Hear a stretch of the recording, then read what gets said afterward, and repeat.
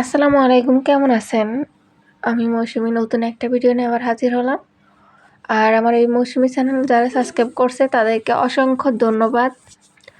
আর যারা করেন নাই প্লিজ করে দিবেন। আর সুন্দর সুন্দর কমেন্ট করবেন যেন আমি আপনার কমেন্ট ধরে দিয়ে আপনার বাড়িতে যেয়ে ঘুরে আসতে পারি অথবা ভিডিওতে তুলে ধরতে পারি।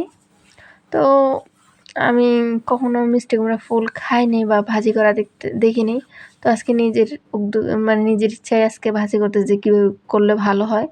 তো আমি প্রথমে পেঁয়াজ কুচি, তারপরে মরিচ কুচি, তারপরে আর দিছি একটু রসুন বাটা, এখন দিয়ে দিলাম ডিম দিয়ে ভালো করে একটু ভাজবো।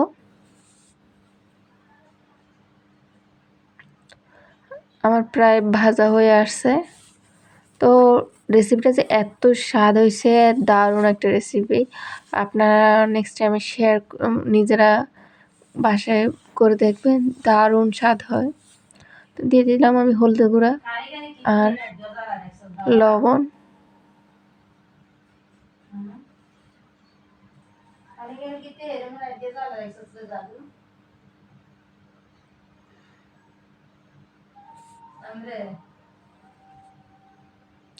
এখন দিয়ে দিতেছি মিষ্টি কুমড়া ফুল আর সাথে যে ডাটাগুলো থাকে ডাটাগুলো, কারণ একটু পরে তো ফুল খুঁজে পাওয়া যাবে না, শুধু ডাটাগুলোই দেখা যাবে। দেখেন আমার রেসিপি অনেকটা হয়ে আসছে। প্রথমে ভাবছি চিংড়ি মাছ দিয়ে ফরক হয় না, ডিম দিয়ে খেয়ে দেখি কেমন লাগে।